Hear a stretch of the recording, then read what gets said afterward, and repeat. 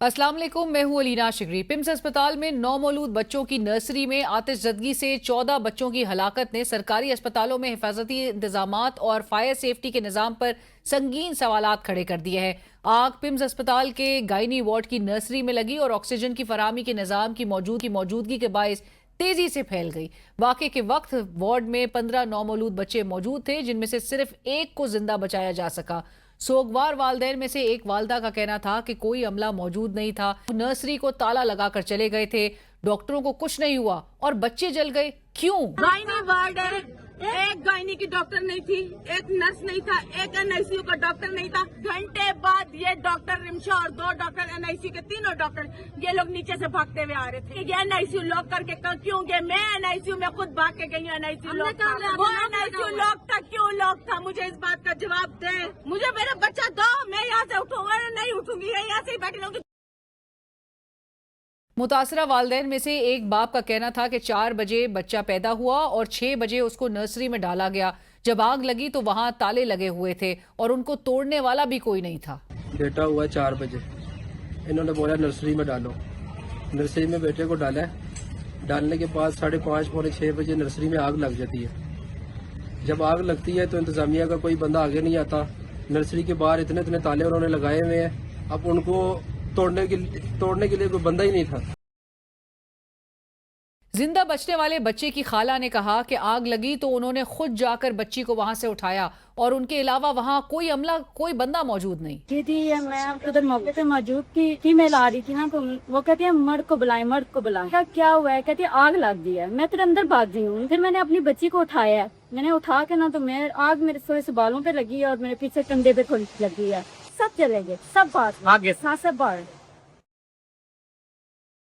अस्पताल इंतजामिया की जानिब से दावा किया जा रहा था कि रेस्क्यू टीम को ऑपरेशन में कोई मुश्किल नहीं आई। ताहम एक रेस्क्यू एहलकार ने इस दावे की कली खोलते हुए कहा कि वार्ड के तमाम रास्ते बंद थे। रेस्क्यू वालों ने दीवार तोड़कर बच्चों को बाहर निकाला। इनका अंदर से मेन जो इंटर दरवाजा है, जो इन और आउट के लिए है, वो खुल नहीं रहा था इधर से। तो अब ये दरवाजा नहीं खुल रहा, एग्जिट वाला उन्होंने खुद बंद किया हुआ है। तो ये बच्चे हमारे फायर फाइटर वालों ने, रेस्क्यू वालों ने यहाँ से ये सामने दीवार तोड़ के जो 6 बच्चे और 7 बच्चे और उनके वालिदैन को सेफ्टी के साथ यहाँ से निकाल दिया। एनी शाहिदीन और सीडीए की फायर इंसिडेंट रिपोर्ट में तजादात पाए जाते हैं। एनी शाहिदीन के मुताबिक फायर ब्रिगेड की गाड़ियां वाक़े होने के 40 मिनट से 1.5 घंटे बाद पहुंची। हमारी टीम ने पिम्स से करीब तरीन फायर ब्रिगेड ऑफिस से पिम्स तक का सफर 5 मिनट में तय किया। मैंने खुद एनी शाहिदीन से बात की और वार्ड के खारजी दरवाजे वाली जो साइड थी उसका जायजा लिया तो टूटी हुई दीवारें और खिड़कियों के टूटे हुए शीशे चीख कर बता रहे थे कि मुतासरीन अपनी मदद आप के तहत बच्चों को रेस्क्यू करने में मसरूफ रहे। रेस्क्यू ऑपरेशन में मुश्किलात का सामना रहा। सीडीए की फायर इंसिडेंट रिपोर्ट में पिम्स इंतजामिया पर संगीन इल्जामात लगाए गए हैं। रिपोर्ट के मुताबिक पिम्स के नर्सरी वार्ड में आग लगने के वाक़े के दौरान हिफाजती इंतजामात इंतहाई नाकस पाए गए। आग और इंसानी जानों के तहफ़्फ़ुज़ के लिए दरकार इंतजामात मुकर्ररा मयार के मुताबिक नहीं थे, जबकि हंगामी इनखला के रास्ते बाहर से बंद पाए गए।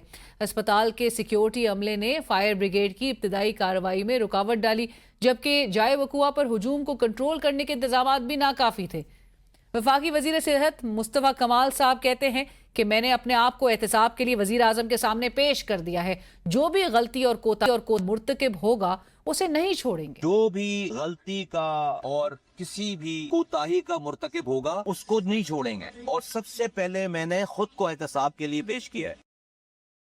रेस्क्यू एहलकार खुद कहते हैं कि उनको ऑपरेशन के दौरान मुश्किलात का सामना रहा, लेकिन पिम्स के एग्जीक्यूटिव डायरेक्टर राना इमरान सिकंदर साहब ने न सिर्फ अमले की गैर मौजूदगी का इल्जाम मुस्तरद कर दिया, बल्कि वो कहते हैं कि अस्पताल में रेस्क्यू के अमल के दौरान कोई मुश्किल नहीं आई। ऐसी नहीं है कि 14 बच्चे यहाँ हलाक हो गए, जल के राख हो गए और आप इंटरव्यू देने के लिए रवादार नहीं है। प्राइम मिनिस्टर साहब ने कमेटी बनाई है, वो डिटरमिन करेगी। क्या आप इस्तीफा देंगे? क्या आप रिजाइन करेंगे इतने बड़े अरसे के बाद? सर मैं वही बता रहा हूँ, कॉज डिटरमिन हो जाए तो विल डू कॉल। इंक्वायरी हो जाने दीजिए प्लीज। मैं इस वक्त मैं ट्रामा से गुजर रहा हूँ। वफाकी वजीर बराए पार्लिमानी उमूर डॉक्टर तारिक फजल चौधरी साहब भी वहां पहुंचे। कहते हैं कि जो भी मुलव्वस हुआ उसके खिलाफ सख्त कार्रवाई होगी, जीरो टॉलरेंस। जिन लोगों की ये जिम्मेदारी थी, अगर उसमें उन्होंने कोताही बरती है उनके साथ वो सलूक होगा कि जो इबरतनाक होगा। इसमें जीरो टॉलरेंस। जबकि वजीर मुमलिकत बराए दाखिला तलाल चौधरी साहब कहते हैं कि रेस्क्यू ऑपरेशन में कोई कोताही नहीं बरती गई, एहलकारों ने बेहतरीन ड्यूटी की और बर वक्त पहुंचे। इस्लामाबाद की इंतजामिया ने इब्तदाई रेस्क्यू ऑपरेशन में हाईएस्ट ऑफिसर से लेके नीचे फायरमैन तक बेहतरीन ड्यूटी की है। इसमें अगर कोई कमी कुताही होगी तो वो इंक्वायरी कमेटी देख लेगी।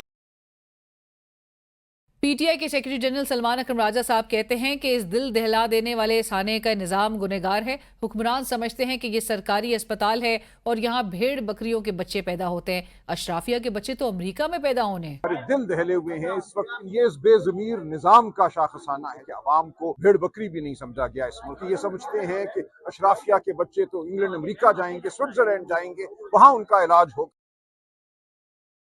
पीपल्स पार्टी के सेक्रेटरी जनरल नैयर बुखारी साहब और सेनेटर शहरी रहमान साहिबा पिम्स अस्पताल पहुंची, जहां उन्होंने वफाकी वजीर सेहत पर कड़ी तनकीद करते हुए कहा कि उन माँ बाप से पूछें जिनके जिगर के टुकड़े उनसे बिछड़ गए। ये सिर्फ सियासत का मामला नहीं, अवाम के सवालात के जवाब देना हमारी जिम्मेदारी है। मासूम बच्चों की जानों के ज़िया की कीमत कौन अदा करेगा? मौजूदा सूरत हाल में गवर्नेंस का निज़ाम मौसर नहीं नजर आता। किसी बाप से पूछें कि रखते जिगर वो जब तदफीन कर रहे होते हैं तो उनका क्या हाल होता है, तो इसकी कीमत कौन अदा करेगा? हमारी जिम्मेदारी है कि हम अवाम की तरफ से भी सवाल पूछें और इसका इजाला भी करवाएं। वफाकी वजारत जो सेहत की है सिर्फ इस्लामाबाद के अस्पताल चला और इनकी कारकर्दगी देखें कि ये 2-3 अस्पताल भी संभाल नहीं सकते। इनसे जवाबदेह होना चाहिए, ये इंसिडेंट क्यों हुआ, कौन जिम्मेदार है।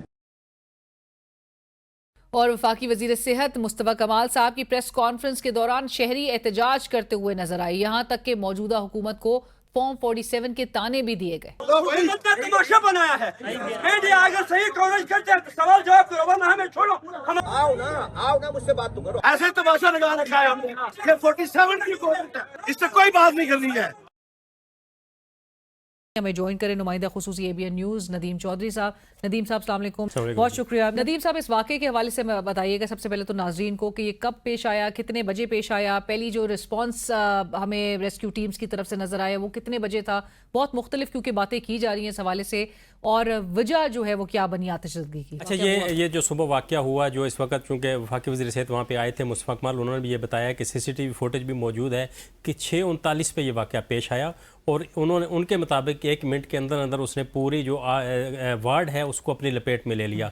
तो ये जो रेस्क्यूज़र आए हैं उनका ये कहना है कि जब वहाँ पर मौके पर पहुँचे के हमें कॉल की गई थी, हम पहुँचे थे तो जो पिम्स के चिल्ड्रन के मेन गेट हैं वो बंद थे, उनके ताले लगे हुए थे। और उनका ये भी इल्ज़ाम उन्होंने लगाया है कि जो पिम्स के जो सिक्योरिटी गार्ड्स हैं उन्होंने हमसे तावन नहीं किया और उनको मजबूरन शीशे तोड़ के वो 3री मंजिल पर पहुंचे और बच्चों की जो डेड बॉडीज़ हैं उनको रेस्क्यू किया और 14 बच्चों की डेड बॉडीज़ को रेस्क्यू किया गया। एक बच्चा जो है वो जिंदा बचा लिया गया था। तो इसमें जो नेग्लिजेंस आती है वो आप देखें कि जो CDA की जानिब से भी मरासलाजात लिखे जाते रहे। पिछले 5 साल से ज़रा के ये कह रहे हैं कि वो मरासलाजात गए थे, पिम्स इंतज़ामियों को कहा गया था कि आप आग के जो हालात हैं उनको लेटेस्ट लेके आएँ और जो मशक़ें की जाती हैं वो मशक़ें करें, लेकिन पिम्स इंतज़ामी की जानिब से किसी किस्म का जवाब नहीं दिया जाता था। क्यों? इस पर ये सवाल ED साहब से भी हुआ? देखिए, इस पे मैंने ये सवाल जो मिनिस्टर थे वहाँ पे किया था। मैंने उनको कहा मुस्तफा कमाल से कि ये अभी हाल ही में 6 जून को आतिशज़दगी का वाक़या हो चुका है पिम्स के अंदर और उसकी उन्होंने कहा जी मुझे तो नहीं पता। मैंने कहा जी एग्जीक्यूटिव डायरेक्टर आपके पास खड़े हैं, इनसे पूछ लें।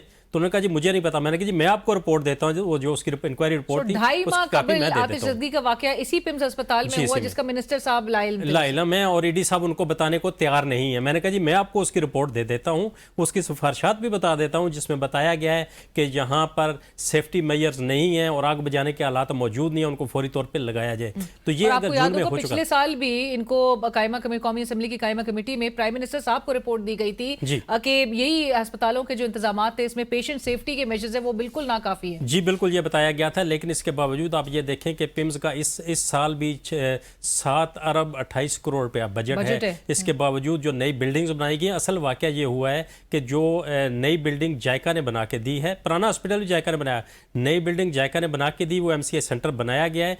2 साल कबल वो MCI सेंटर पिम्स इंतजामिया के हैंड ओवर कर दिया गया, लेकिन ये तमाम वार्ड्स, तमाम ये इंक्यूबेटर वहाँ पर शिफ्ट होने थे।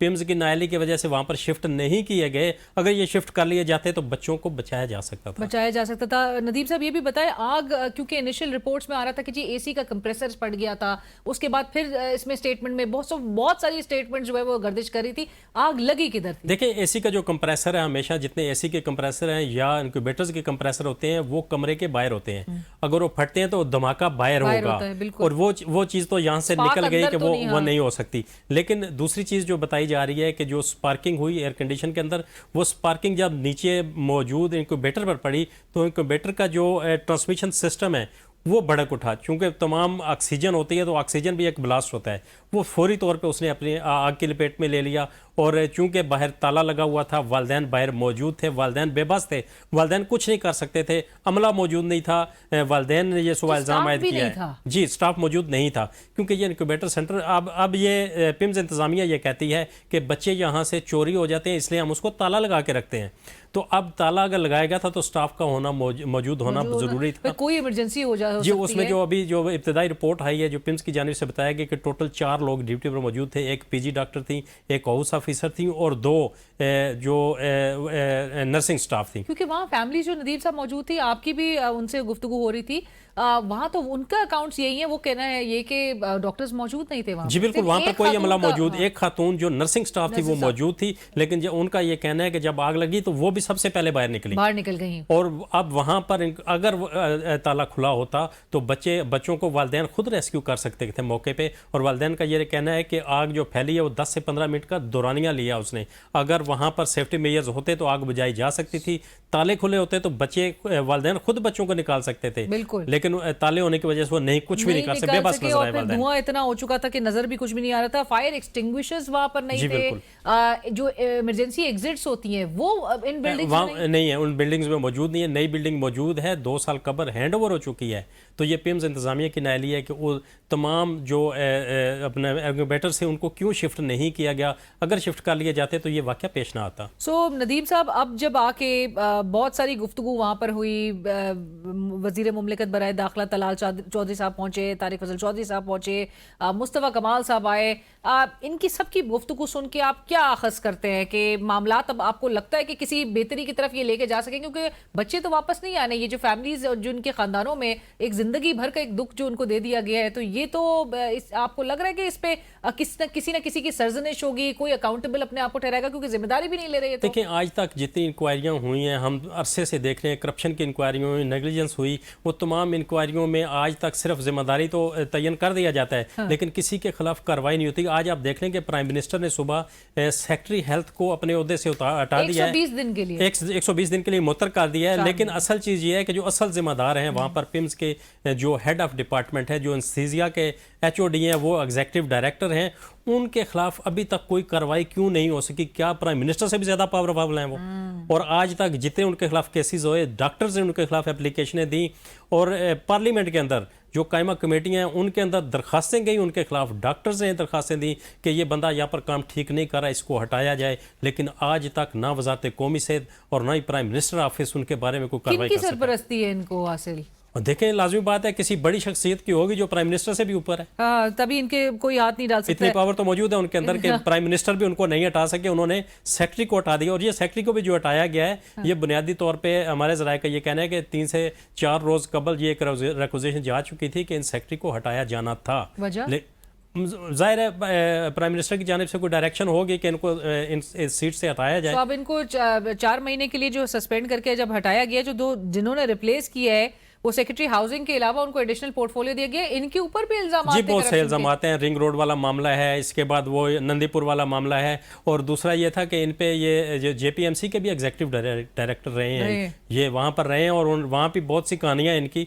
तो ये आप देखते हैं कि किस तरह ऊंट किस तरह करवट बैठता है। लेकिन प्राइम मिनिस्टर ने जो इनको चार्ज दे दिया है, तो इन पे तो ऑलरेडी इतने चार्जेस हैं और इतने इल्जामात हैं इन पर, तो आप क्या करेंगे कि यही आगे अगर इंक्वायरी करेंगे तो क्या इंक्वायरी होगी? और मासूम बच्चों की जाने गई हैं, 14 बच्चे, ये वो वालिदैन ही बता सकते हैं जो उन पे क्या मत गुजरी है। एब्सोल्युटली। और नदीम साहब, चूंकि जाते जाते एक आखिरी सवाल, एंजियोग्राफी की मशीन का गैर फाल होना, आपने ये खबर ब्रेक की थी, जिससे कई वजीर जो है वो हमारे शो पे भी इस बात से इनकारी थे, ये कह के कि जी सोशल मीडिया की खबर है। प्राइम मिनिस्टर साहब हालांकि नोटिस लेकर तहकीकाती कमेटी तश्कील दे देते हैं। सो एक जो हुकूमत का इस मौजूदा इन्हिसार रहा कि पिम्स अस्पताल से इलाज करवाया जाए एक साबिक वजीर आजम का, जिसकी हालत ये है कि मशीन भी गैर फाल होती है और फिर 14 बच्चे भी जो है वो लुकमा अजल बन जाते हैं।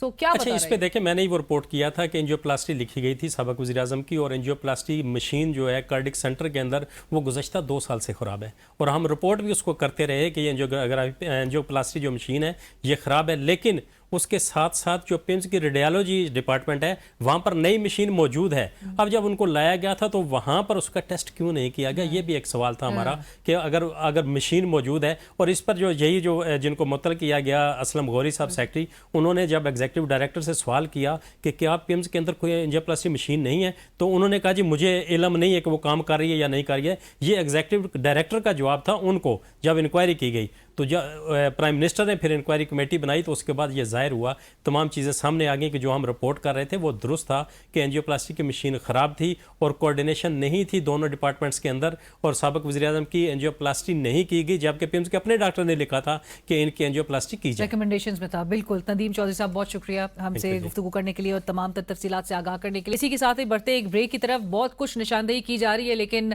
क्यों मुसलसल एक गफलत बढ़ती जाती है जिसकी वजह से इस किस्म के बड़े बड़े सानियात रूनुमा हो रहे हैं। ये अगेन एक एडमिनिस्ट्रेटिव हमें फेलियर ज्यादा नजर आता है जिसकी रिस्पॉन्सिबिलिटी भी कोई ओन करने के लिए तैयार नहीं होता। ब्रेक और ब्रेक के बाद हाजिर होते हैं।